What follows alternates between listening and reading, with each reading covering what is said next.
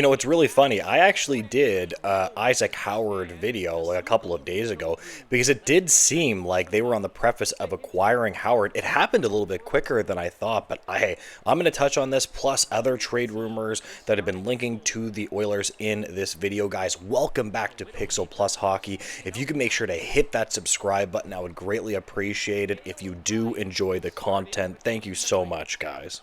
Now listen, I see a lot of discourse online where, oh no, we had to give up Sam Riley. We had to give up Sam Riley. Listen, I like Sam Riley too. A late first round selection. He has size. He's above a point per game. He had a pretty good, after his draft year. He's a pretty darn good prospect. He is. I personally believe that Isaac Howard is a better prospect than him. Now it's interesting, the Tampa Bay Lightning were talking about that they didn't want a late first round pick. It seems like they were targeting O'Reilly the entire time. So hey, it is what it is. They got the deal done. They got the player that they wanted. They're getting younger. They have Matt Savoy. They have Howard.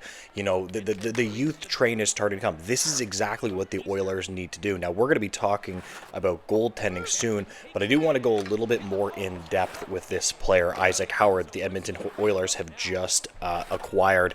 Now, he actually has a very high point per game in the NCAA. I think his point per game is like the highest in the NCAA last season, which is very, very promising. Since he was drafted, he has done an excellent job of solidifying himself as pretty much about a blue chip prospect, in my opinion. If you're getting a player that is the top scoring college player at 1.41 points per game for a player that, listen, Sam Riley's good. He has about 71 points in 60 games. He's a nice player. Absolutely. But I think the Oilers just got the better prospect. Now, they did sign him to a 3-year entry-level deal right off of the bat, so obviously that happened very quickly, which is excellent to see. The best thing about Isaac Howard is that he's more of a play-driving winger, right? He attacks with speed, and the Oilers could use more players that are fast, attack with speed, and can score points. I think that Isaac Howard is going to be pretty much, I think he's going to be a top 6 forward for sure. But drop your opinions below on Isaac Howard. Do you like the deal? Do you think that they should have not gotten rid of O'Reilly? I think it's just what they had to give up for the player. I always have an adage of if you want to get a top player, you got to give something to get something. So, that's just the reality that we live in. Sometimes you get really, really good players for a bargain, but again, that's just the reality that you live in. Now, one of the more depressing things about this offseason for the Oilers has been their goaltending. It looks to me like the Oilers are probably going to be going back with Stuart Skinner and Calvin Pickard, and I don't think that's good enough. I said it last year that if they had an elite starting goalie, I think that they would have won the cup. The past 2 years, one of those years if they have an elite starting goalie. I don't care that you're playing the Panthers.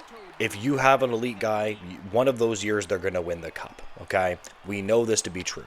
Now, there are not many elite goalies in the NHL. There's maybe like a handful of them that are like legit guys.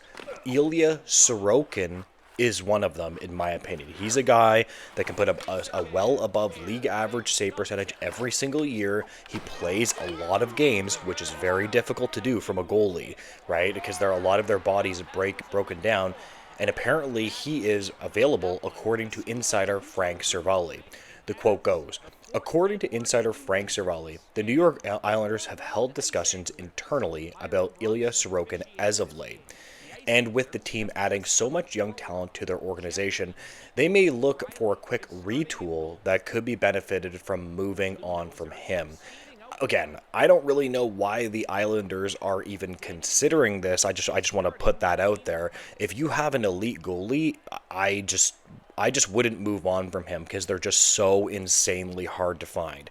Now, if I'm the Oilers, I am all over this. I don't care how much he's getting paid. I don't care. There's some way that you can figure it out. There's always a way to figure it out. You got to find a way to get this guy in the Oilers. If they do, they're winning a Stanley Cup next year.